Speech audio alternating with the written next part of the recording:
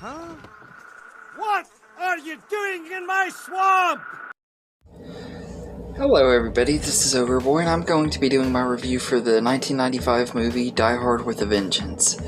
So this is the third installment in the Die Hard franchise, and like the first movie, it's directed by Joe McTiernan and stars Bruce Willis as John McClane, and in this movie, John McClane teams up with a civilian named Zeus to stop bomb threats across New York City carried out by Simon, a terrorist linked to Hans Gruber from the first movie.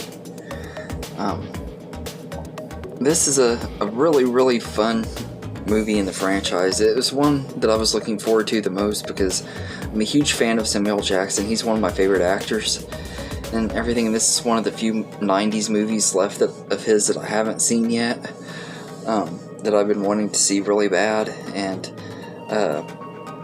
everything. I really enjoyed this movie a lot. It is a blast from start to finish, and it's really fast paced and stuff for the most part, although it does kind of start to drag a little bit towards during like the second act and stuff, and then it picks back up towards the end of it. But for the most part, I was never really bored with it and everything. It's really entertaining. Bruce Willis is once again excellent as John McClane.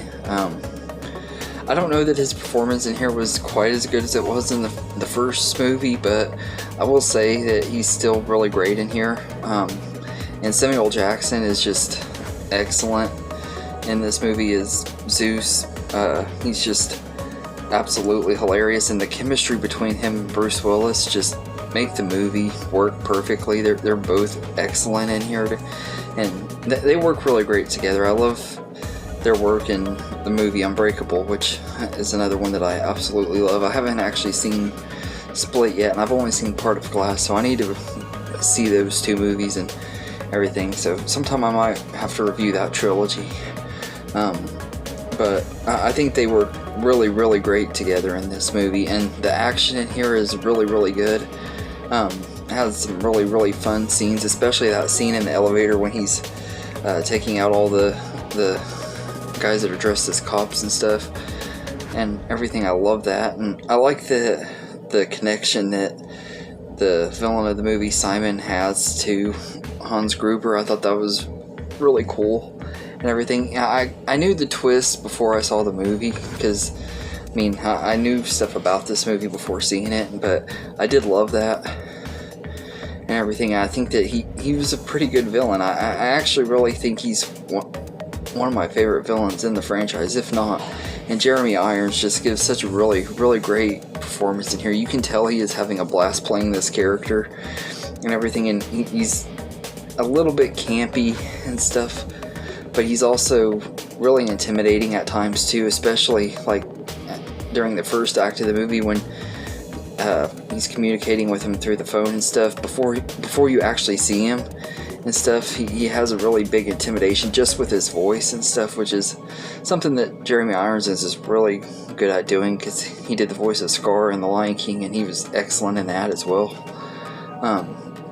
But he's really great in here, although like I said, once we start seeing him on screen and stuff, he's not quite as intimidating as he is in the first act of the movie, and it does kind of, the second and third acts kind of do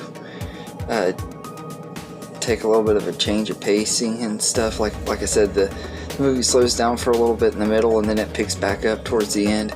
But it is really fun. There's a lot of good suspenseful moments, wondering like how they're going to get out of these situations. And I didn't know if Zeus died or not in this movie, because I knew Samuel Jackson didn't come back in any of them. So the scene when they're handcuffed to the bomb thing on the boat and everything is a really awesome scene, and everything, and like John gets loose and everything, and it speeds up the timer on the bomb, and they almost both die, and Zeus is like telling them to leave and everything, and it's a really good moment between the two of them, showing like how good of friends they've become with just in the time that they've spent together throughout this day and everything. And it was really a great scene and everything. Like I said, part of that just works because they have really great chemistry together. They work really good with each other, and Samuel L. Jackson is hilarious in here. And this movie does kind of feel like a Lethal Weapon movie in a way, which doesn't bother me because I'm a huge Lethal Weapon fan. I prefer that over the Die Hard series anyway. But now I also love, like, this isn't set in just one location either. Like the first two movies, the first one was set in Nakatomi Plaza throughout the whole movie, and the second one was set in the airport. So I like that they did something different, and it goes throughout the whole city of New York and everything. And they're getting to all these different bombs. Some of them aren't even real bombs and stuff, and they're being tricked and stuff. It's a lot of fun cat and mouse type stuff in here, and just a really entertaining movie. And I think it's probably going to be my favorite out of the franchise, possibly. I don't see 4 and 5 being better than this one. I don't know. Like I said, I've seen 4 before, but I don't remember it very well. And 5 I haven't seen, but I've heard nothing but bad about. So we'll see what I think of those in the next couple weeks. But this one is a really entertaining movie. It has a lot of fun action scenes, like I said, and the ending is pretty cool. I like the way that the unique way he stops the villains and stuff in this movie, and how they die. I do kind of wish that it would have lasted a little bit longer though. After they get rid of the villains, it kind of ends really quickly.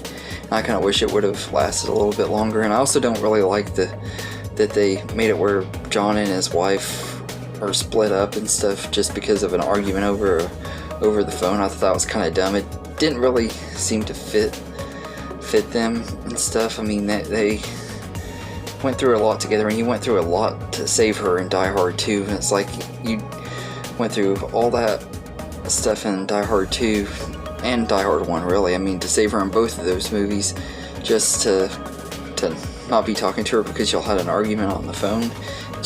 It didn't make a lot of sense to me. But aside from that little nitpick and stuff, I really enjoyed this movie, and I think it's easily one of the best, if not the best, in the franchise. It really is entertaining, and it's one that I've always wanted to see because, like I said, I'm a huge fan of Samuel L. Jackson, and he makes everything better, except for the movie Cell. But I'll talk about that movie sometime, another time. But I love Die Hard with a Vengeance. He did such a really great movie, and both actors were excellent in this movie and everything. I really wish that Samuel L. Jackson was back in the other 2 movies. I don't know if he has a cameo in 5. I'm pretty sure he didn't in 4 from what I remember, but I loved this movie. I think it's really entertaining. But anyway, I'd say I'd give this one an 8 out of 10, the same that I gave the first one.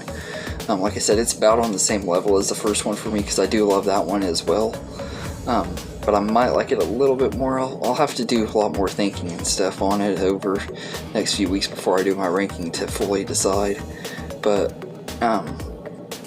yeah, so anyway, that's my review for Die Hard with a Vengeance. Let me know in the comments what you think of this movie, and I hope you enjoyed this video, and have a good day, everybody.